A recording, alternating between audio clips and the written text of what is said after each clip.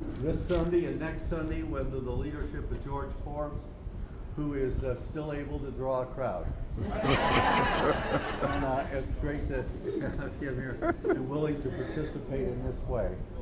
Real quick introduction on my part of these two gentlemen that are before us, and what a privilege it is to have them here, and certainly former Congressman and Mayor, presidential candidate Dennis Kucinich would not be here today were it not for George, who calls him on the phone, and that's really great. But I got to tell a story about this guy. I heard about him first before ever coming to Cleveland over 32 years ago when Studs Terkel was talking about the boy mayor. And a remarkable situation. I had the privilege of coming to know him. He may not know this, but one of the things that stunned me was that 25 years ago or so, I don't remember, you were hosting a radio show at Christmas on what is now WTAM. And I was there and part of your guest entourage. And at the Christmas program, this guy led us in a spontaneous recitation of the Nunc Dimittis. I don't know if you remember that or not. You might have remembered that. But he didn't even have a note, and I was impressed. Anyway, it's a great thing to have Dennis Kucinich here today, and certainly George Forbes, who in my mind is one of the greats of our city and community.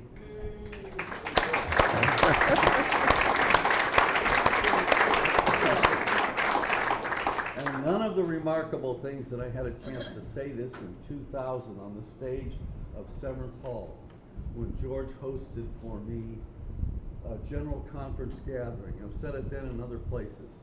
None of the great things that have taken place in this city, Rock and Roll Hall of Fame, the renewals of so many, many things people don't even hear about.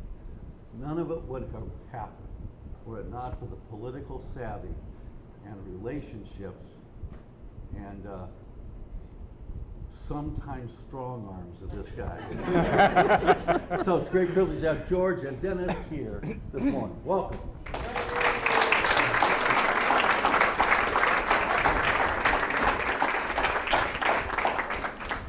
Ken, don't go away. I want you to do something, please.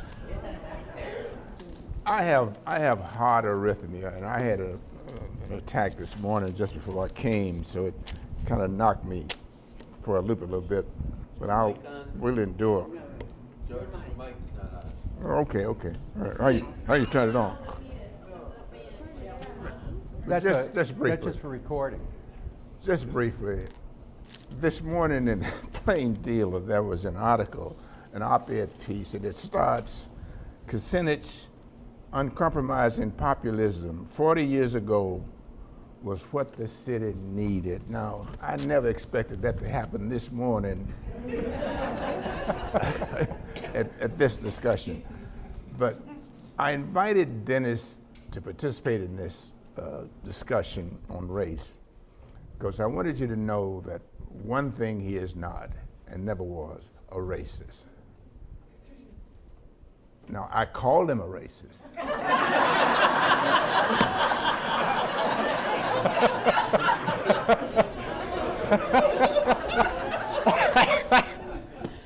Didn't make it true, but I want you to listen to this. Would you please read this a couple of minutes for us?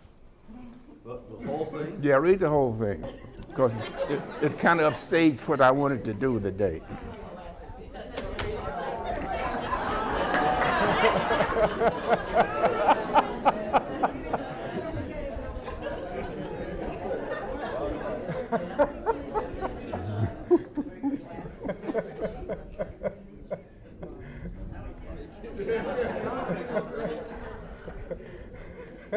Well, I guess that's it.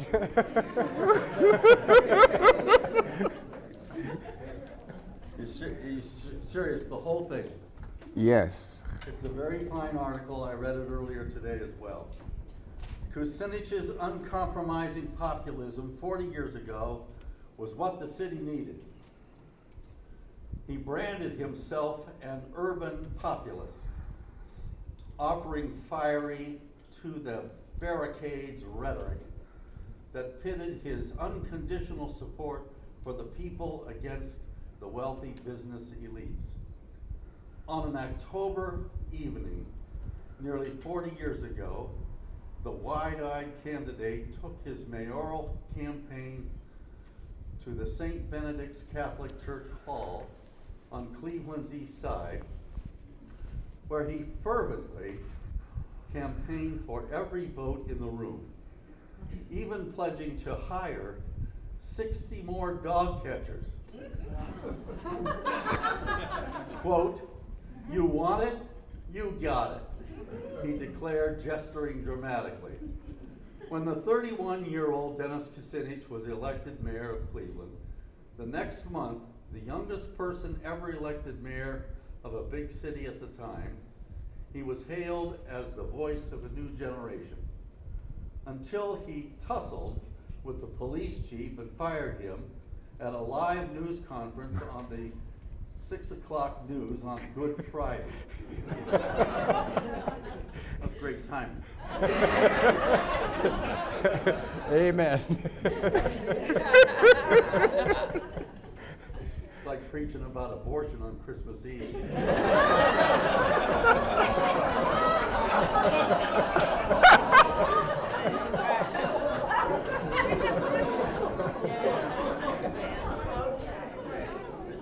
Until he seemed to delight in confrontation with everyone, not the least the proud, ambitious city council president who towered over the 5'7", 135-pound Kucinich. Now this guy wouldn't even call me by my name. He didn't. No, he didn't. Even put your name No, in he didn't there. put my name in it.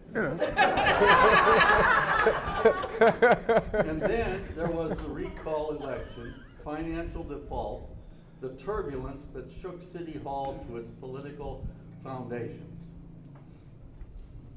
This is how many people remember it and how it has been constructed by historians. But 40 years have passed, and events that once seemed bright and fiery can take on nuanced hue in the lamplight of reflection. Kucinich was a populist decades before the term took on a modern urgency, speaking like Bernie Sanders-like against corporate confusion and tax abatements. You really want me to go on? No, I don't think we need to do all of it. How about the last paragraph? Okay, I did. There is also this.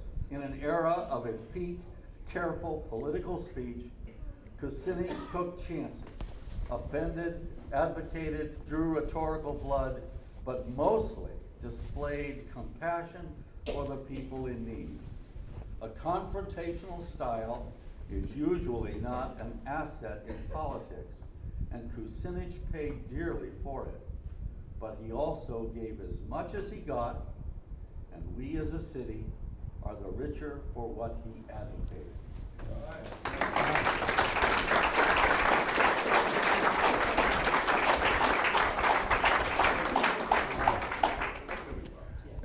I never dreamed that I would be upstaged by an article in the newspaper for this Sunday morning. Ken asked me a couple of weeks ago to do a series of talks on race. And I thought it would be good, and he wanted me to base it on this book by Michael Eric Dyson. And I read the book, and if I had done that, there wouldn't be anybody left in church, because all the white folks would have gone and all the black folks would leave. We didn't need that. So I wanted to talk about race from the viewpoint of people who had practically lived it, worked together, and try to make the city a better place. And I could think of no better person to do it than Dennis. We fought every day. And sometimes I'd get so tired I didn't know what to do, but it was never about race. It was about concepts and ideas. And so I called him the other day and I said, I'm having a series of 2 Sundays on race. And what I planned to do, I had invited Mansfield Turner, Mike Polinsik, and Tim Hagen to do this Sunday's series of talks about race. And they come from different poles, different ideas. And then I wanted Dennis to come in next Sunday and wrap it up. But when I called him, he says, I'll be out of the country. I'll be in Mongolia someplace. And he says, but I can do it this Sunday. I said, but Dennis, I've already lined up to speak. He said, you're George Forbes. Tell him next Sunday. Okay, Dennis. We'll do that. So that's why we're here. Now, but what I really want you to do, I want you all to get involved in it about race. Not about racism, about race, how it affects us. Last night I was watching television, and what's going on in our country today with Trump and all that crazy stuff. But last night I was looking at the mother of all rallies. I think that's what they called it last. Oh, yeah. And there was these white guys, these Trump people, they had their rally. And a group of black folks from, what's the group called? Black Lives Matter. They came on the stage. And they start talking, and then the white guy said, "Hey man, take the mic." And they start talking back and forth. I said, well, now that's hope. That's hope. That's what we gotta have. So I'm hoping this morning, my brother, that you can come around and talk, and we can talk back and forth and have the audience to participate. My friend, 40 years, Dennis Kucinich.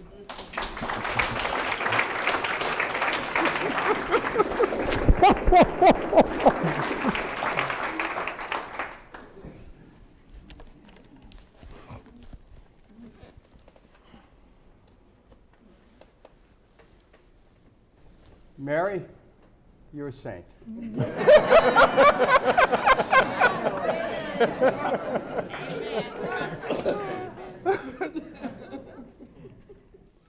Last Saturday, there was a gathering at the Forbeses of all of the individuals who are still with us in the present form, who were members of the city council and served with George. And some of us got up and acknowledged our friendship and the work that we did together. And I'd like to begin by sharing with you my acknowledgement. What I said was that I thanked George Forbes for being what I am today, a former mayor.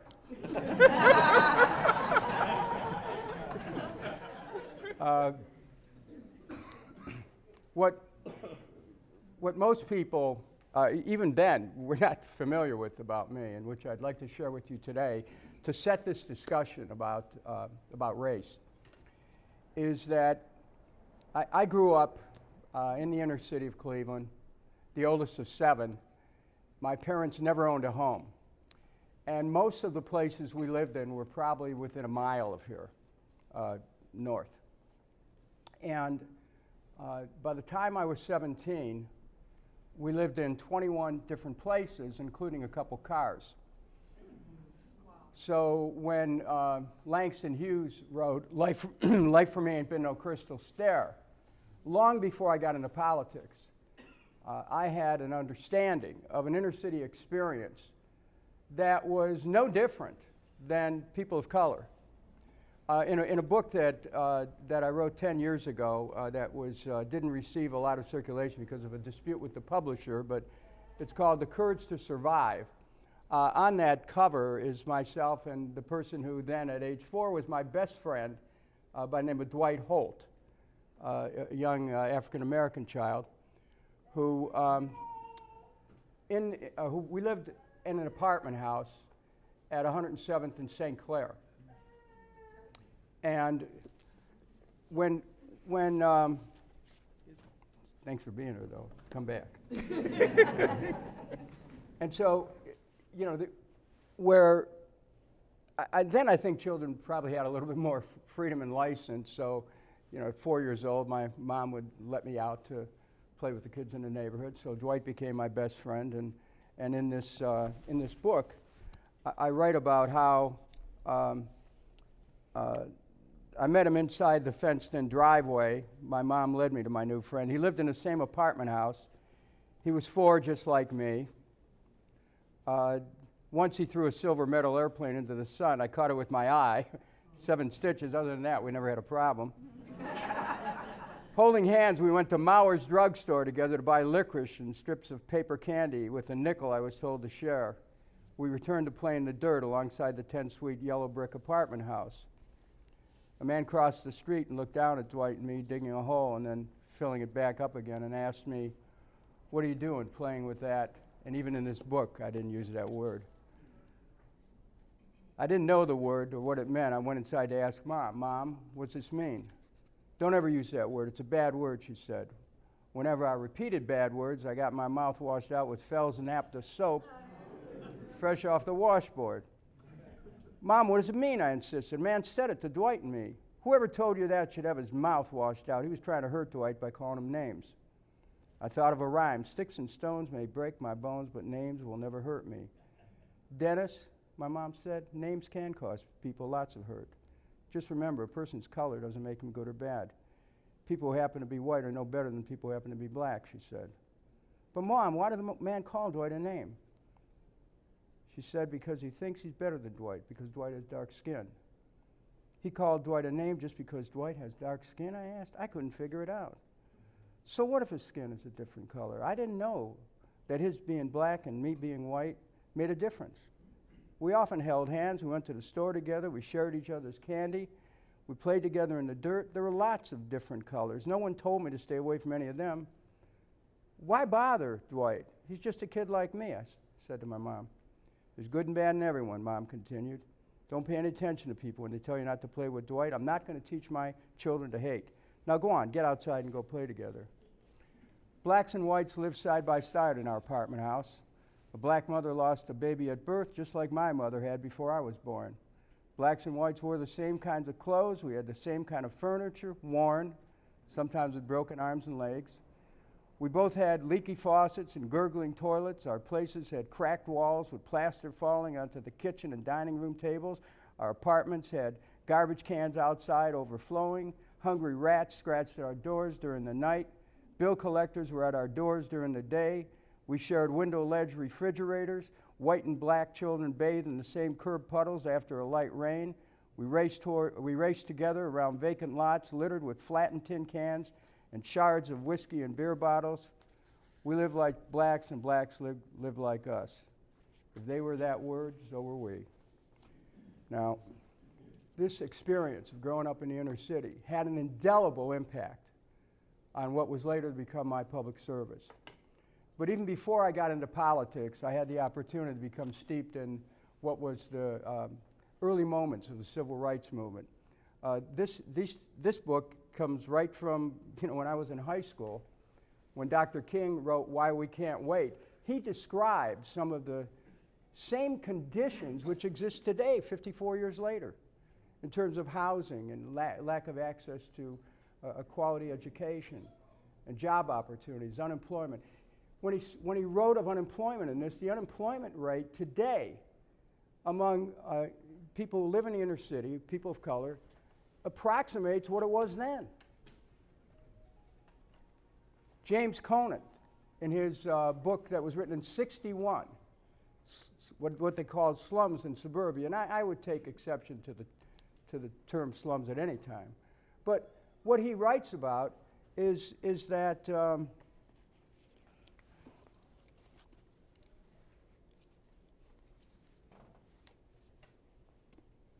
he writes about test scores, and he says distribution of scores on scholastic aptitude tests in different neighborhoods are most revealing.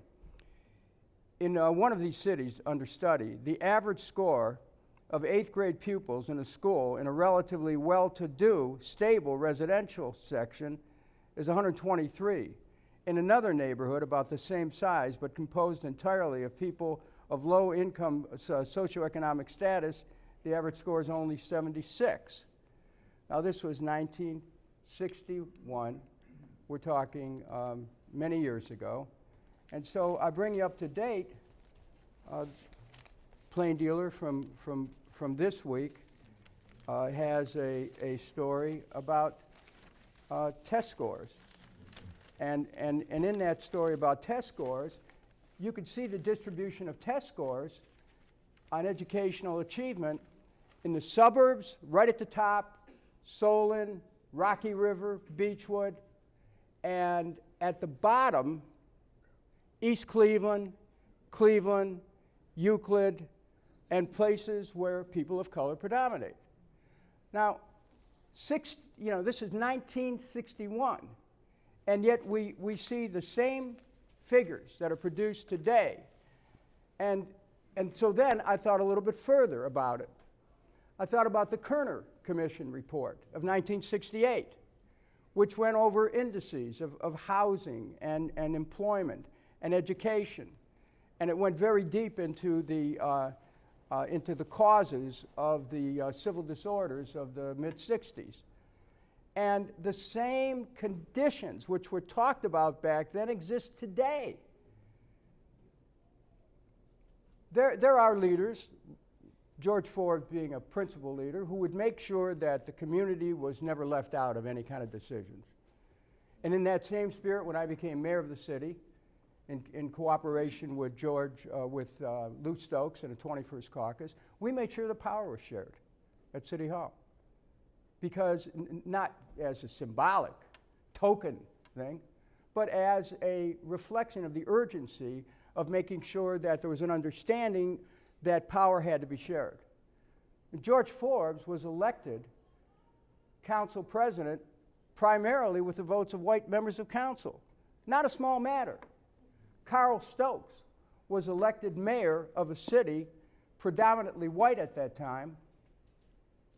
Cleveland has, in some ways, been far ahead of the rest of the country in dealing with these problems. But the underlying socioeconomic measure that relates to race is something that we still haven't broken free of. And it affects not only people of black and brown and other hues, it affects white folks too. Because there's a lot in common which is what I point out in my book. There's a lot in common that people of similar economic standing have. But what happens is race is often used to divide people as a way of another game going on up here for the distribution of resources. I had the chance years ago to go to Montgomery and actually sit down and talk to George Wallace and ask him about what was this.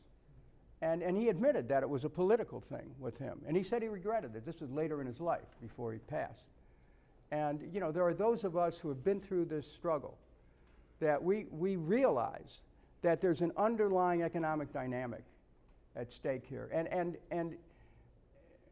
if we're going to confront the issues of race in our society, we have to look at the economics.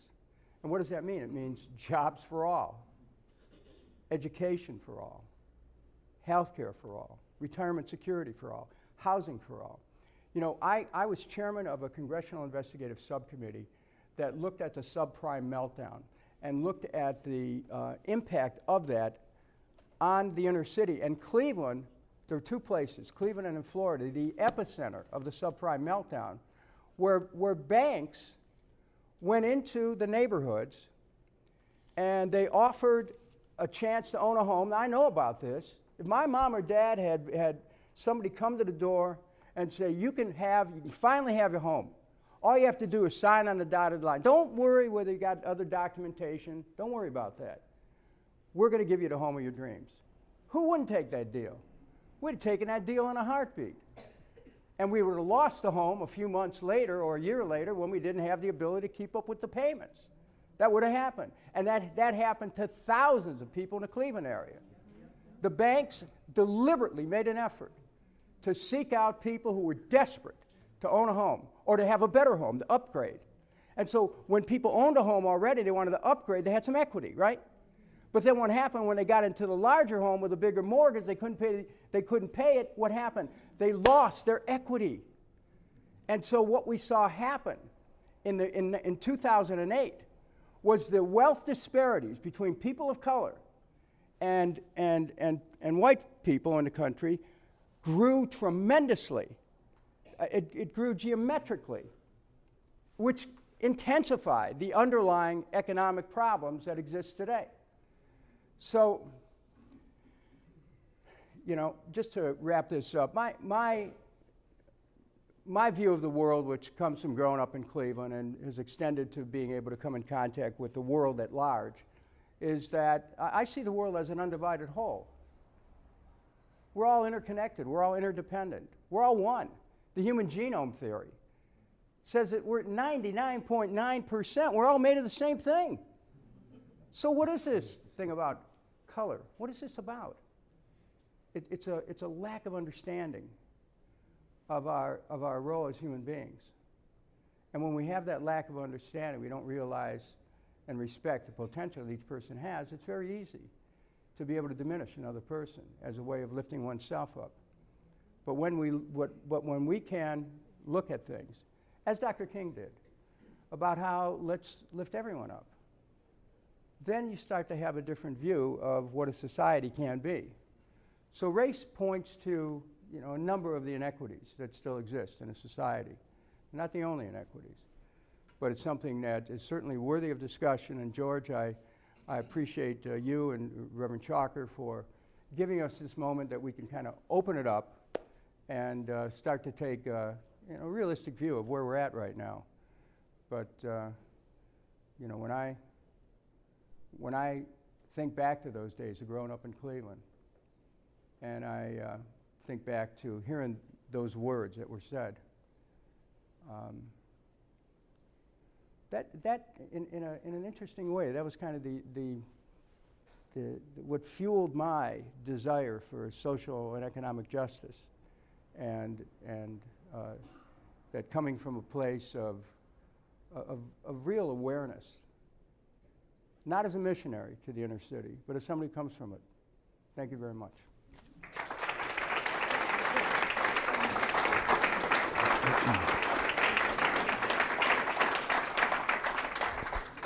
I want you to speak very briefly about when you was running for president, and the national media called me.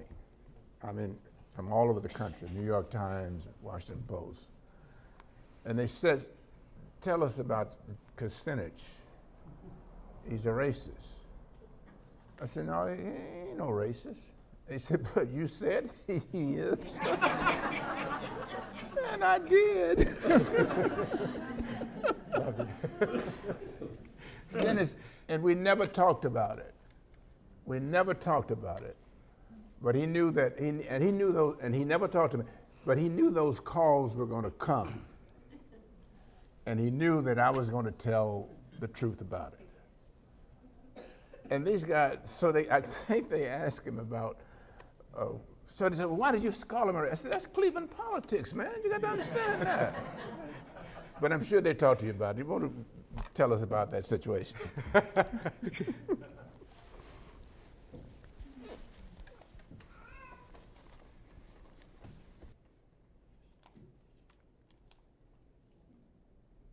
You know, when you're talking about, let's talk about the 60s and the 70s. People in Cleveland were getting to know each other, literally. You know, you have to go back and remember the 1954 Brown versus the Board of Education. The state had actually participated, also in a number of states, in having separate schools for whites and separate schools for blacks. And that was basically upheld for many years because of the 1896 decision of Plessy versus Ferguson. So Brown versus the Board of Education overturned Plessy versus Ferguson. And it was the first and very powerful statement about equal protection of the law under the 14th Amendment. And once that measure was laid down of the essential equality of all of us, because we're starting with education, we began to, as a society, fumbling often, tentatively often, reach out a little bit more, because there's a legal basis that affirmed the importance of that. Cleveland, I remember living at above Martha's Delicatessen at 10712 St. Clair. And we were attending St. Al's at the time. And while we didn't have the money to go to school, Sister Leona there let me scrub the floors at the school so I could pay off the book bill for myself and my brothers and sisters. And because, you know, we were there, just up the street, across Forest Hills Park, I remember when the first African-American families began to move on the other side of the park. And it was this huge event.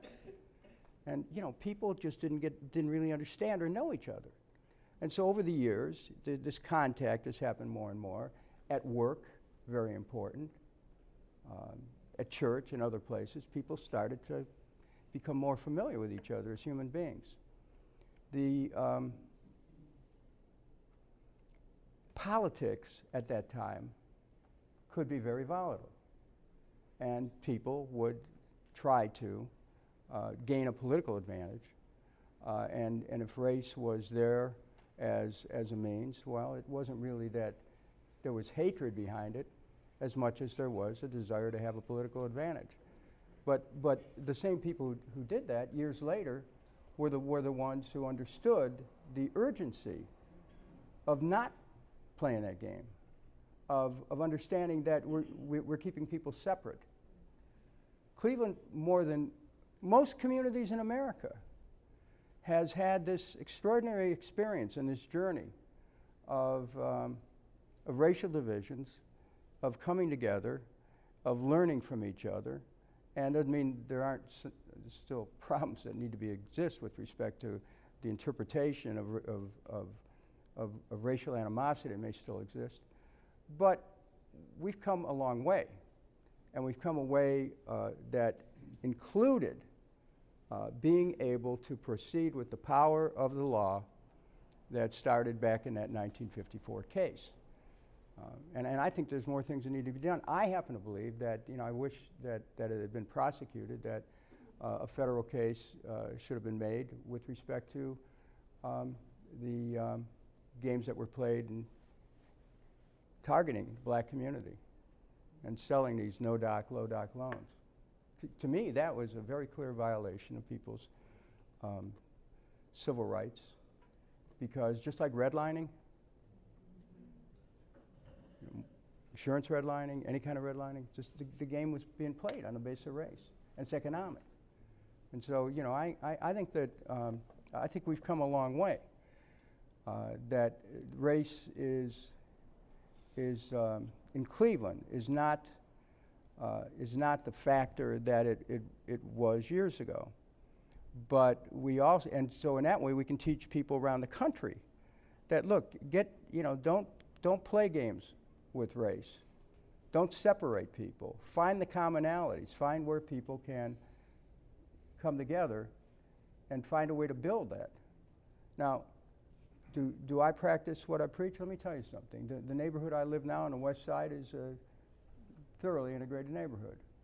The home that my wife and I have in Washington, because I've been working there for 20 years and still am, even though I'm not in office, we live in a black community in Washington. Because it doesn't, it's like, who cares?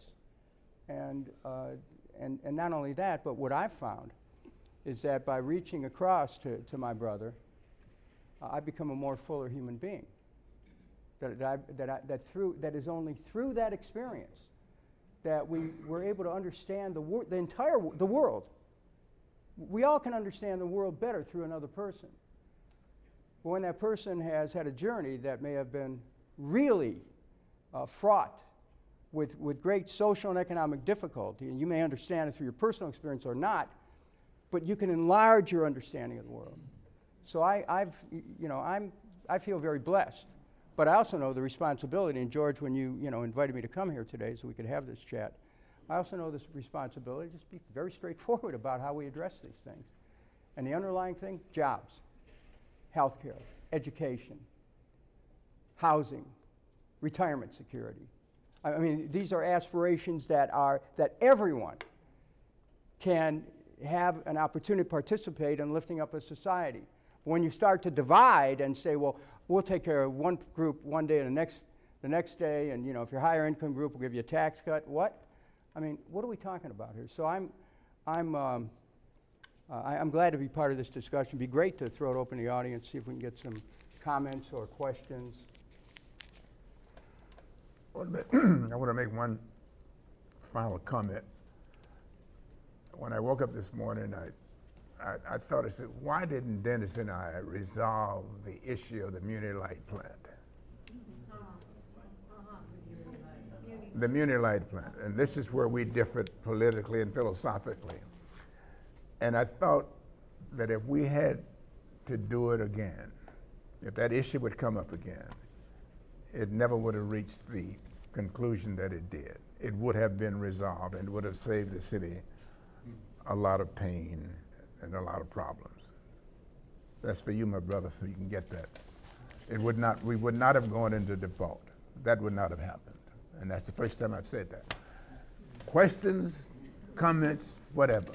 It was on the eve of your recall that you came to Schaefer Memorial United Methodist Church to wish Reverend Ralph Latia a happy birthday, and you won that day. Thank you. Let me tell you about that brilliant strategy of mine to have the recall on a Sunday afternoon.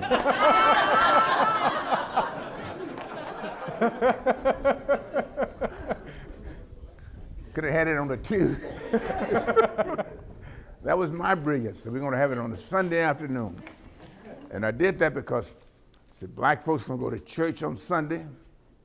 And when church is over, they're going to the polls and vote him out. Well, black folks went to church. And on Sunday, they went home and cooked chicken and greens. And he won. Actually, George, I recognize that was a brilliant strategy. Not that the people would stay home, because I didn't expect that, because I think what George thought is that I'd be going to church on Sunday morning, praying to stay mayor, and in some of the churches there'd be people praying over me. but here we are. Next question. Jane? That's because I, Jane Cheese, was chairman of the Board of Election next Sunday. Oh, thank God you locked that back door. I have kind of two questions. And thank you very much, Mr. Forbes, for putting that on, and Congressman Kucinich. You both mentioned church and pastor. But right now, we all know that this is one of the most segregated times in our country, when people are going to their house of worship on Sunday morning. And it seems that we pray to the same God, yet we all do it from a different vantage point based on economics and skin color. And the second question is, I think about the young people, and where are they listening to this message? And if they see you talking about it, they may say, oh, they're living in the past. How do you address that?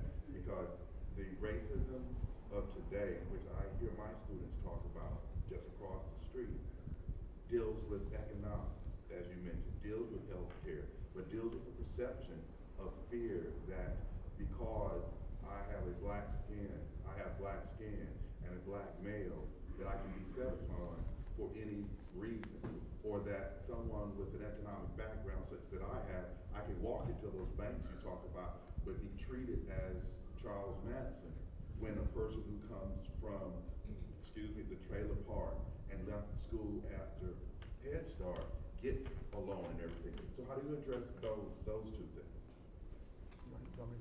Go ahead.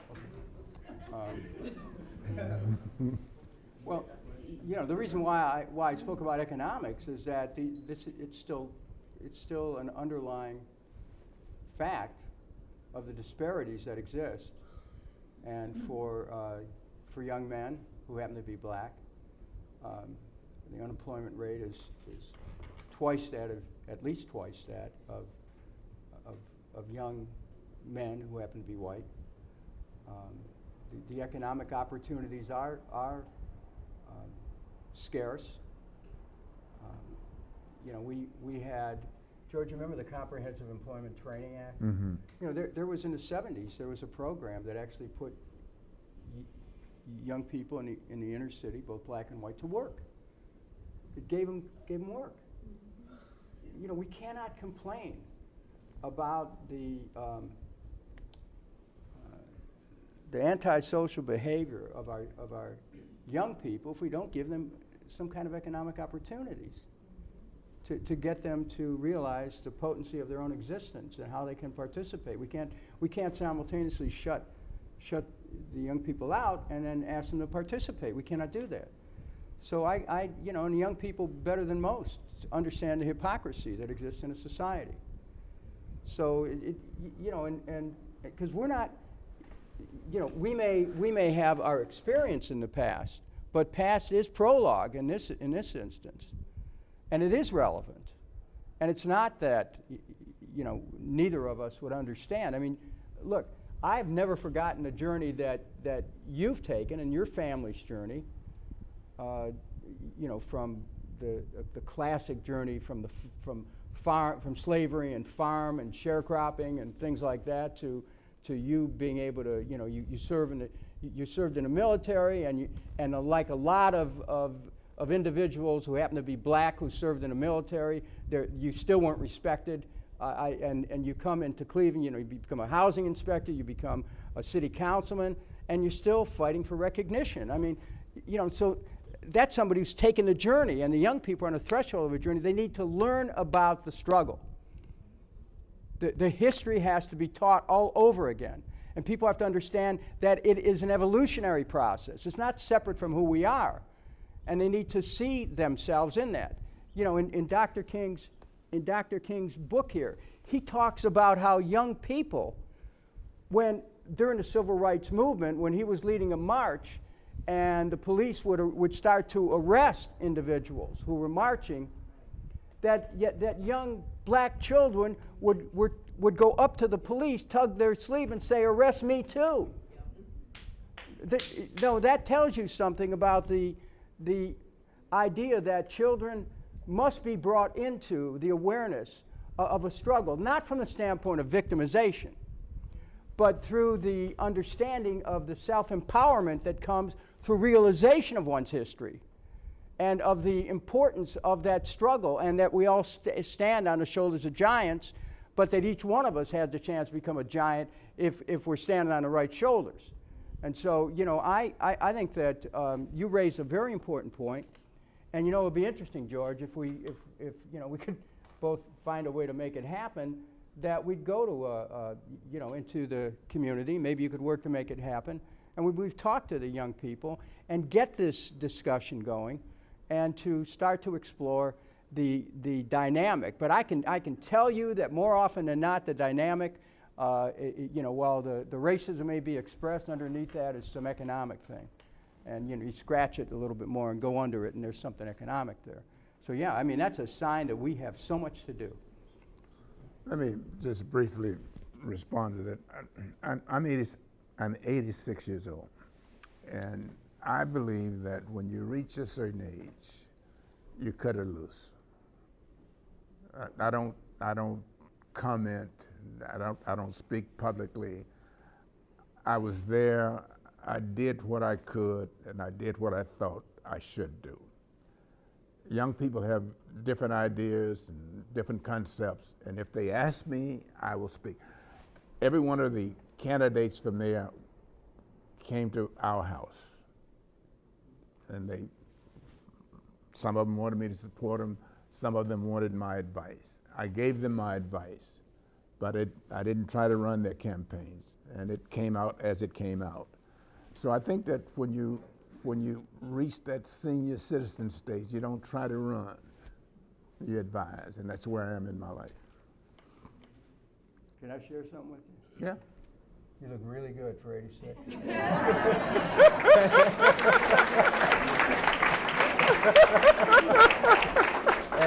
and I think there's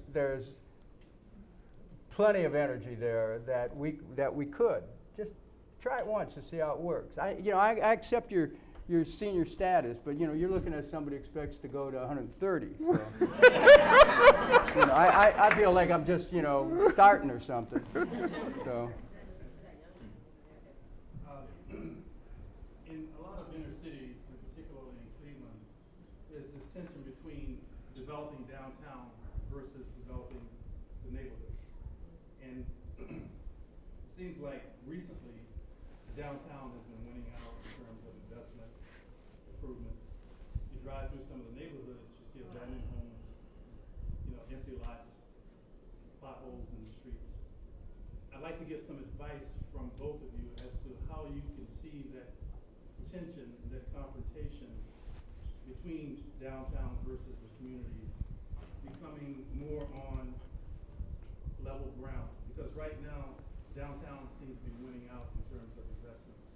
The communities are suffering. How do you put them on level playing ground? Do you want to go first? Or you want me? No, go ahead.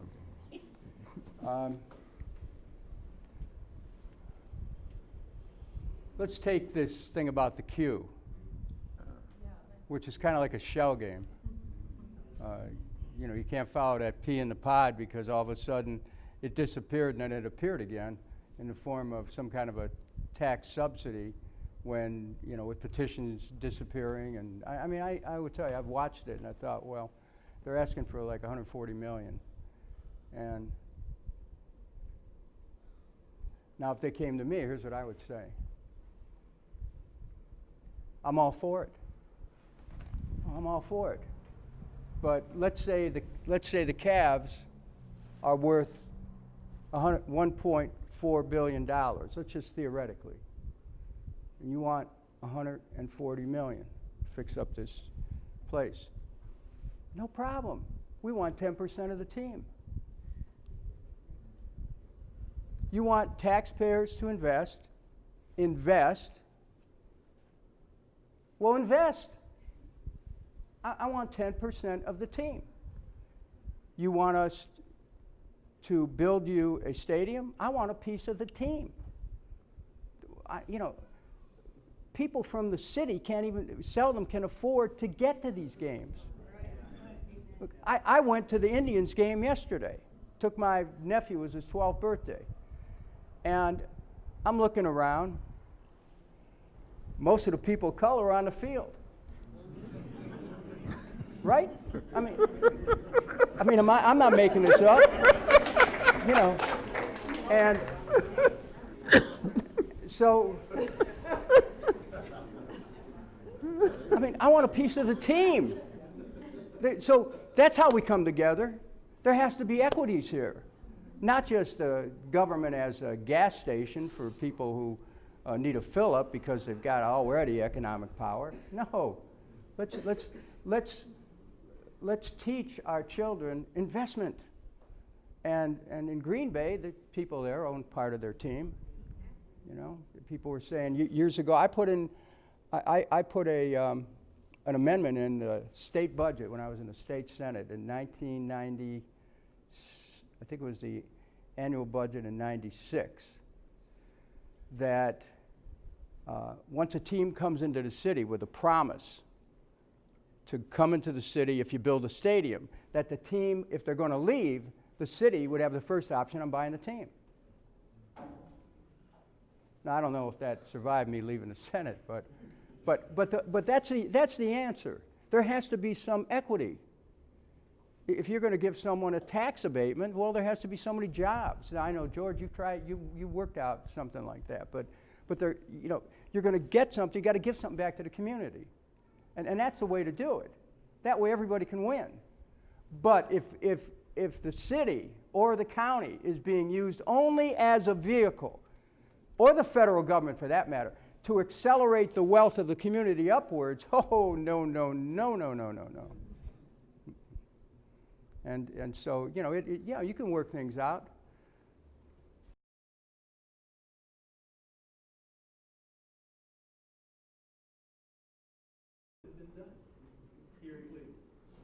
Check, please.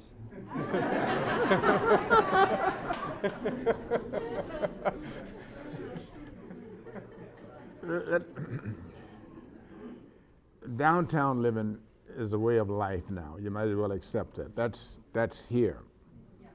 And I noticed that there's a lot of black folks living downtown also. But downtown living exists at the expense lack of commitment to neighborhoods. Okay? You ride down some of these streets and your hubcaps come off because there's streets are not paved. And the money's being given to the developer to build buildings downtown and the tax credits and what have you. And that's the expense that we pay. And consequently, neighborhoods are not being redeveloped. They're crime infested. And these things happen because public officials and politicians make decisions that's not for the benefit of people. When I was at City Hall, and Benny Banana is here. Benny served with both Dennis and I. Benny waved to us and let us know who you are. When I was at City Hall, if you wanted to build a building downtown, you had to give 10% to minorities. That was the rule of council, what have you. 10% had to go to minorities. When they built the Sohio building at Public Square, the building cost $100 million, and that meant $10 million, with $140 million. $14 million went to black people. Well, the building escalated to $200 million. Well, we didn't have enough black folks to do $200 million, but we set some aside for other things. That is how you combat these things. Rich people don't really care about black folks. You got to understand that. I don't understand how public officials can neglect poor people and middle-class people to do tax breaks for people who already have billions of billions. I do not understand that concept. Okay, but that is rational. It is here with us.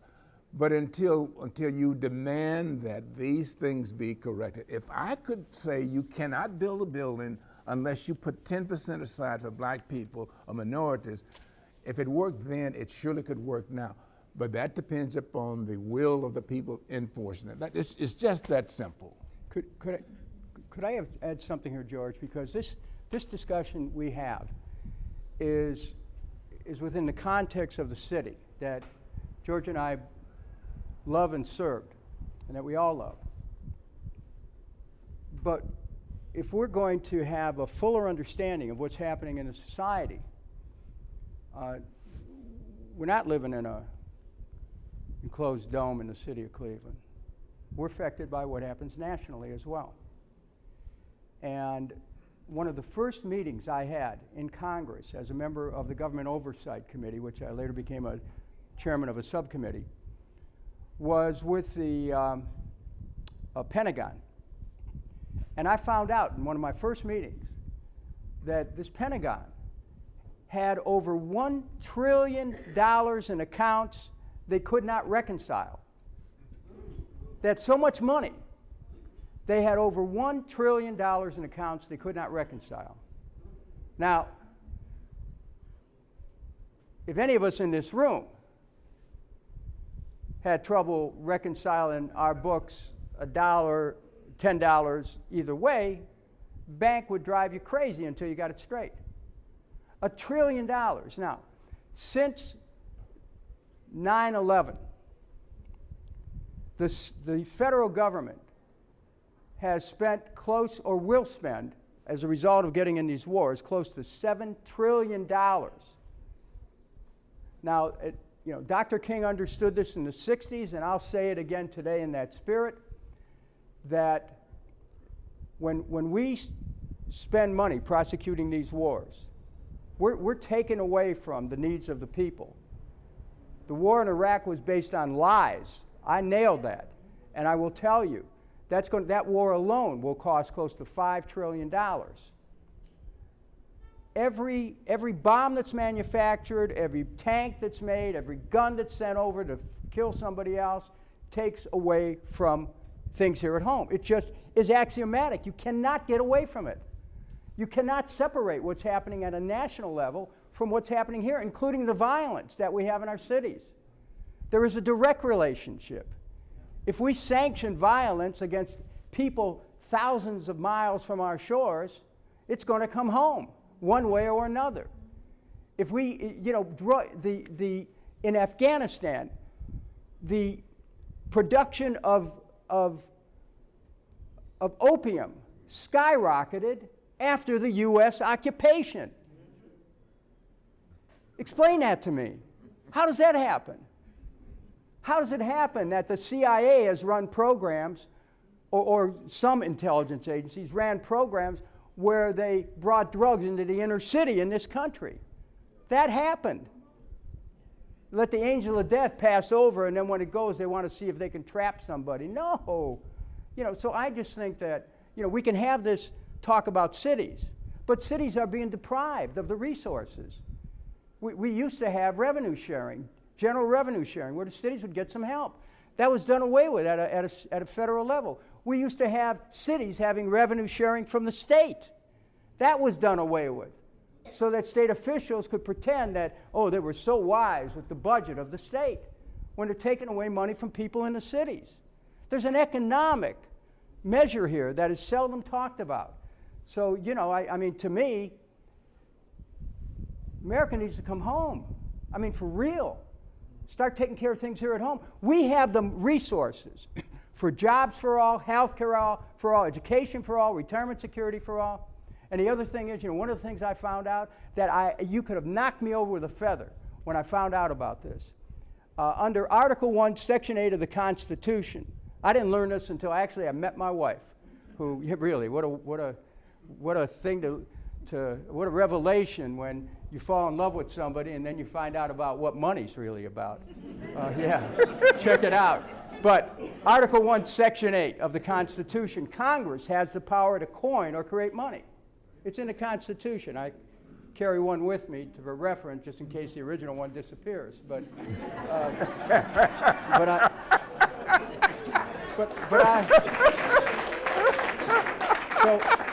So Article 1, Section 8, the power to create money. Now, in 1913, when the Federal Reserve was created, they privatized the ability to create money. Before that, government could issue money as it needed it. Today, government borrows the money. Money equals debt. After the Federal Reserve was created, they privatized the money supply, and then instead of government being able to put the money, coin or create the money, they borrowed from the banks, went into debt, and how did the government, meaning the people, pay it off? Well, in 1913, George, that was the same year the federal income tax was created. Wow. So we're living in an economic system that is really a closed-loop system to enable the few to profit at the expense of the many. Now, I'm not opposed to people being million and billionaires. That's all right. But the problem is the system is set up so we can't meet the needs of the people anymore, because then you have to borrow more money. Or what happens? In order to balance the budget, we have to cut social programs, we have to cut education, we have to cut health care, have to cut aid to newborn babies and their mothers. What is going on here? And so what I advocated is to put the Federal Reserve in a Bureau of the Treasury again, where it's not about being able to create money out of nothing. And remember after the subprime meltdown, banks got bailed out, people lost their homes. Banks issued, not only here, but worldwide, they issued money. They created out of nothing. Federal Reserve makes money out of nothing. That used to be the government's power. If we can reclaim that, this isn't like fantasy, because we once had it according to the Constitution. If we could reclaim that, we then can meet the needs of the people. It's not like magic, it's the Constitution. So, these are things that, I share this with you because to me it would be an error of omission if I walked away from here and I didn't talk about the bigger game that's happening, that I found out about through the blessing of having served so many years there. Okay, that's it. Doctors.